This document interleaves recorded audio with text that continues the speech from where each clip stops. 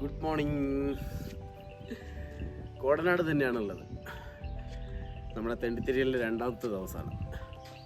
ഇന്നലെ തിരിച്ചു പോകണമെന്നായിരുന്നു വിചാരിച്ചിരുന്നത്. പക്ഷേ വൈകിട്ടാകുമ്പോഴേക്കും ഇവിടെ ഭയങ്കരമായിട്ട് മഴ പെയ്തു. അപ്പോൾ ഇവിടുന്ന് യാത്ര ചെയ്യാൻ പറ്റില്ല. ഭയങ്കര മഴയും തണുപ്പായിരുന്നു. അങ്ങനെ ഞങ്ങൾ എന്തൊക്കെയായാലും ഇവിടെ തന്നെ കോടനാട് എസ്റ്റേറ്റിൽ തന്നെ ഞങ്ങളൊരു റിസോർട്ട് ബുക്ക് ചെയ്തു. ഇപ്പോൾ അവിടെയാണുള്ളത്. നമ്മുടെ പുറകെ കാണുന്ന ഇതാണ് ഞങ്ങൾ താമസിച്ചിരുന്ന റിസോർട്ട്. അവിടെ നിന്ന് എഴുന്നേറ്റ് രാവിലെ റൂമിൻ്റെ പുറത്തേക്ക് നോക്കുമ്പോഴുള്ള കാഴ്ച അടിപൊളിയായിട്ടുള്ളൊരു കാഴ്ചയായിരുന്നു കേട്ടോ. നിങ്ങളൊന്ന് ജസ്റ്റ് ഒന്ന് കാണും അത്.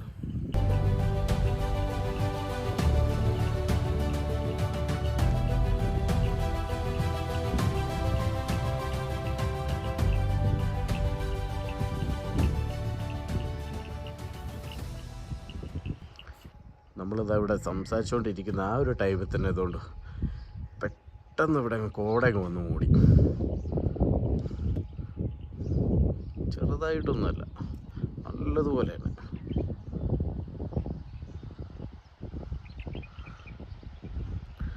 ഇവിടെ തൊട്ടടുത്തേക്ക് നാളെ പോലും കാണാൻ പറ്റില്ല എന്നുള്ളൊരവസ്ഥയിലുള്ള അതുപോലെ കോട വന്ന് മൂടാൻ തുടങ്ങി.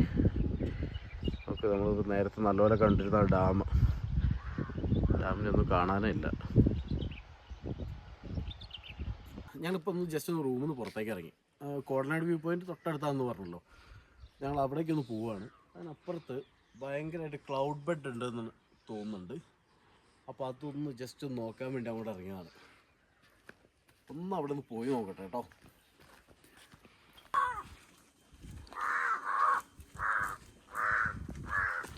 അടിപൊളിയായിട്ടുള്ള ക്ലൗഡ് ബെഡ് ഉണ്ട് കേട്ടോ.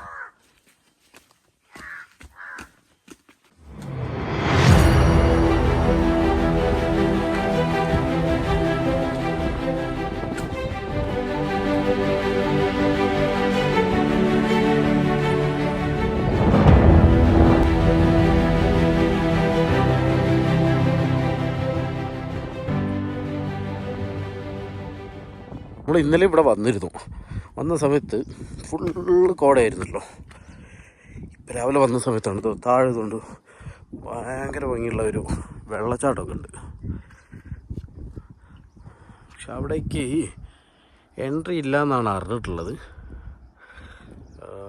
ഇതിനു മുമ്പ് അവിടെ ആരോ വീണ് മരണപ്പെടുക അങ്ങനെ എന്തോ ചെയ്തിട്ട് അപ്പോൾ അവിടെ എൻട്രി ഇല്ല എന്ന് പറയുന്നുണ്ട്. ഈ ഒരു സ്ഥലത്തിൻ്റെ ഭംഗി നിങ്ങളൊന്ന് നോക്കും. ഒരു സ്ഥലത്ത് കംപ്ലീറ്റ് ആയിട്ട് ക്ലൗഡ് ബെഡ് കൊണ്ട് മൂടിയിരിക്കുന്നു. അപ്പുറത്തെ സൈഡിൽ നല്ല വാലി വ്യൂ, നല്ല ക്ലിയർ ആയിട്ടുള്ള വാലി വ്യൂ. ഇത്രയും ഭംഗിയുള്ളൊരു സ്ഥലം നമുക്ക് എവിടെ നിന്ന് കിട്ടാനല്ലേ. ഇതാ ഈ കാണുന്ന ഈ ഒരു റിസോർട്ടിലായിരുന്നു കേട്ടോ ഞങ്ങൾ താമസിച്ചിരുന്നത്. ഇവിടെ അധികം അക്കോമഡേഷൻ ഫെസിലിറ്റീസ് ഒന്നും വേറെ ഒന്നുമില്ല. വേറെ ഒരു പ്രോപ്പർട്ടി കൂടെയാണ് ഉണ്ടായിരുന്നത്. പക്ഷേ ഈ രണ്ട് പ്രോപ്പർട്ടിയിൽ ഏറ്റവും നല്ലതായിട്ട് ഞങ്ങൾക്ക് തോന്നിയിട്ടുള്ളത് ഇതാണ്, പാരഡൈസ് പീക്ക്. അങ്ങനെ അവിടെ നിന്ന് ചെക്കൗട്ടൊക്കെ ചെയ്തിട്ട് ഞങ്ങളിതാ കോടനാട് എസ്റ്റേറ്റിനകത്തോടെ തിരിച്ചു പോയോണ്ടിരിക്കുകയാണ്. പോകുന്ന വഴിക്ക് തന്നെ നോക്കും, ഫുള്ള് മഞ്ഞിൽ മൂടിയിട്ടുള്ള ഒരു ഏരിയ. അത്രയ്ക്കും മഞ്ഞോട് കൂടിയാണ് ഞങ്ങൾ ഇവിടെ നിന്ന് തിരിച്ചു പോകുന്നത്. ഇങ്ങോട്ട് വന്ന സമയത്ത് നല്ല തണുപ്പും മഞ്ഞും ഉണ്ടായിരുന്നു. അങ്ങനെ ഞങ്ങൾ ഇവിടെ നിന്ന് തിരിച്ച് പോയോണ്ടിരിക്കുകയാണ്. ഇനി കോത്തഗിരി എത്തിയതിന് ശേഷം തീരുമാനിക്കണം ഇനി എങ്ങോട്ടാണ് എന്നുള്ളത്.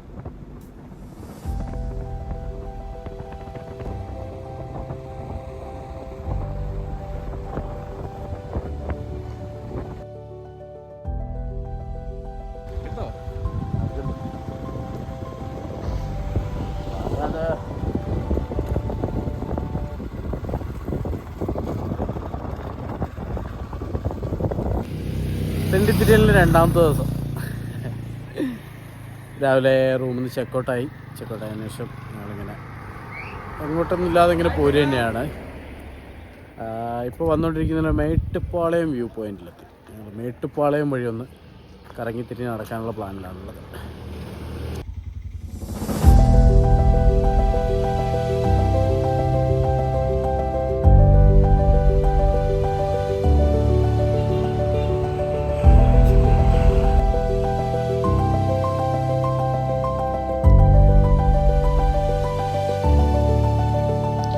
അങ്ങനെ ഞങ്ങൾ മേട്ടുപ്പാളയം ചുരമൊക്കെ ഇറങ്ങിയിട്ട് നേരെ താഴെ എത്തി. മേട്ടുപ്പാളയത്തിൻ്റെ ഒരു താഴ്വാരത്തൊക്കെ എത്തി.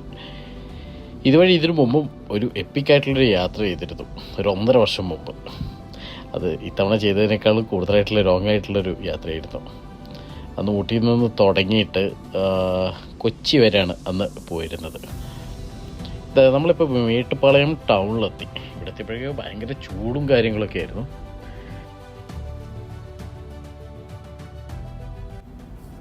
അല്ലെങ്കിലും പണ്ട് മുതലേ വീട്ടുകാർ പറയാറുണ്ട്, ഒരു വഴിക്ക് വിട്ട് കഴിഞ്ഞാൽ കറക്റ്റ് ആ വഴിക്ക് പോവില്ല, അതുപോലെ തിരിച്ചു വരില്ല എന്നുള്ളത്. ഈ കാര്യത്തിൽ അതൊക്കെ തന്നെയാണ് സംഭവിച്ചത്. ഇതെന്തൊക്കെയാണ്, ഞങ്ങളിപ്പോൾ തിരിച്ചു പോകാനുള്ള പ്ലാനൊന്ന് മാറ്റി. വന്ന വഴി കൂടെ തന്നെ തിരിച്ചു പോകുന്ന അത്രയ്ക്ക് ശരിയല്ലല്ലോ. ഇപ്പം ഞങ്ങൾ പോയോണ്ടിരിക്കുന്നത് നേരെ ഭവാനി സാഗർ റൂട്ടിലാണ്. അതുവഴി ബന്നാരി പോയിട്ട് ബന്നാരിയിൽ നിന്ന് വീരപ്പൻ്റെ സ്വന്തം സത്യമംഗലം കാട്ടിക്കൂടെയൊക്കെ കയറിയിട്ട് നേരെ നാട്ടിലേക്ക് തിരിച്ചു പോകാമെന്നാണ് ഇപ്പോഴത്തെ പ്ലാനുള്ളത്.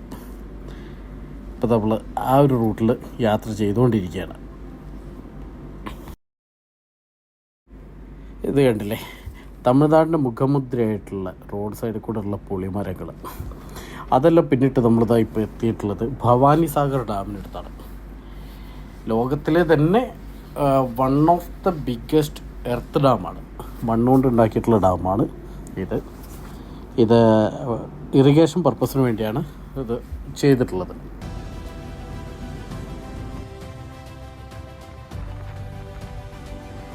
പിന്നെ ഭവാനി സാഗറിൻ്റെ അടുത്തുനിന്ന് കുറച്ചൊക്കെ തിരിഞ്ഞ് കളിച്ച് അവിടെ നിന്ന് മീൻ പൊരിച്ചതൊക്കെ കഴിച്ചിട്ട് ഞങ്ങളിതാ ഇപ്പോൾ എത്തിയിട്ടുള്ളത് സത്യമംഗലം ടൈഗർ റിസർവ്. ഈ യാത്രയിൽ ഞങ്ങളുടെ 3ാമത്തെ ടൈഗർ റിസർവാണ് കേട്ടോ ഇത്. നമ്മൾ സ്റ്റാർട്ട് ചെയ്ത സമയത്ത് തന്നെ ബന്ദിപ്പൂർ ടൈഗർ റിസർവ് ആയിരുന്നു, അതിനുശേഷം മുതുമലൈ ടൈഗർ റിസർവ്, അതിനുശേഷമാണ് നമ്മളിപ്പോൾ സത്യമംഗലം ടൈഗർ റിസർവിനകത്തേക്ക് എത്തിയിട്ടുള്ളത്.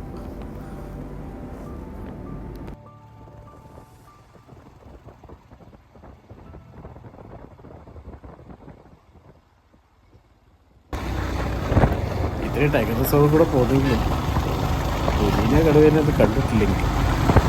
പക്ഷെ എല്ലാ ചുരങ്ങളും ദിമ്പം കാട്ടാണ്.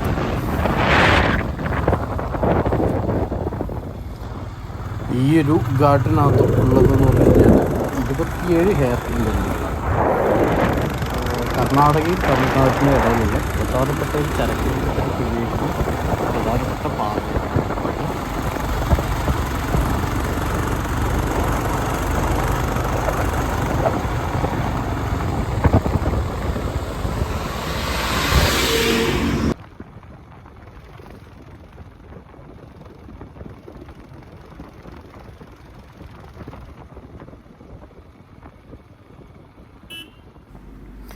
പിന്നെ നമ്മൾ ആ ഹെയർ പിൻ ബെൻഡുകളെല്ലാം കടന്ന് ഇതാ മേലെ എത്തി. Check post.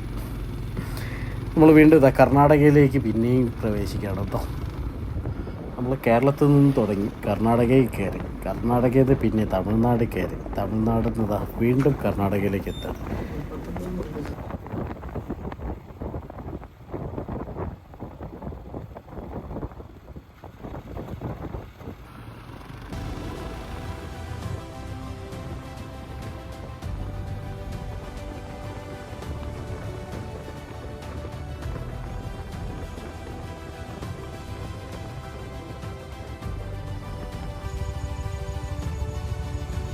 അങ്ങനെ ആനയുടെ മുമ്പ് പെട്ടോട് തുടങ്ങി നമ്മുടെ ഈ ഒരു 2 ദിവസത്തെ യാത്ര ഇതാ ഇപ്പോൾ ഏകദേശം തീരാൻ വേണ്ടി പോവാണ്. കേരളത്തിൽ തുടങ്ങി തമിഴ്നാട്, കർണാടക ഇതിലൊക്കെ പോയിട്ട് അത്യാവശ്യം എല്ലാവിധ ഗാർഡ് സെക്ഷനുകളും തന്നെ കവർ ചെയ്ത് കഴിഞ്ഞു. അതുപോലെ തന്നെ വൈൽഡ് ലൈഫ് സാങ്ച്വറികളുണ്ടായിരുന്നു, ടൈഗർ റിസർവുകളുണ്ടായിരുന്നു, ചുരങ്ങളുണ്ടായിരുന്നു, മഞ്ഞ്, മഴ, എല്ലാവിധ കാലാവസ്ഥയും കൂടി ഇത്തവണ യാത്ര ചെയ്തിട്ടുണ്ട്. പറ്റുമെങ്കിൽ നിങ്ങളെല്ലാവരും തന്നെ ഈ ഒരു റൂട്ടിൽ തന്നെ ഒന്ന് യാത്ര ചെയ്ത് നോക്കണം എന്നാണ് എനിക്ക് പറയാനുള്ളത്. ഭയങ്കര രസമായിരിക്കും. നമ്മുടെ യാത്രകൾ എന്തൊക്കെയാലും ഇതുകൊണ്ട് അവസാനിപ്പിക്കുന്നില്ല കേട്ടോ. ഇനി കുറച്ച് വലിയ വലിയ പ്ലാൻസ് ഉണ്ട് കയ്യിൽ, നോക്കാം അതൊക്കെ എന്താവും എന്നുള്ളത്. ഓക്കെ, അപ്പോൾ ഈ വീഡിയോ സാധാരണ പോലെ തന്നെ നിങ്ങൾക്ക് എല്ലാവർക്കും ഇഷ്ടപ്പെട്ടു എന്ന് വിചാരിക്കുന്നു. അപ്പോൾ ഇനി മറ്റൊരു വീഡിയോ ആയിട്ട് കാണാം. Bye bye.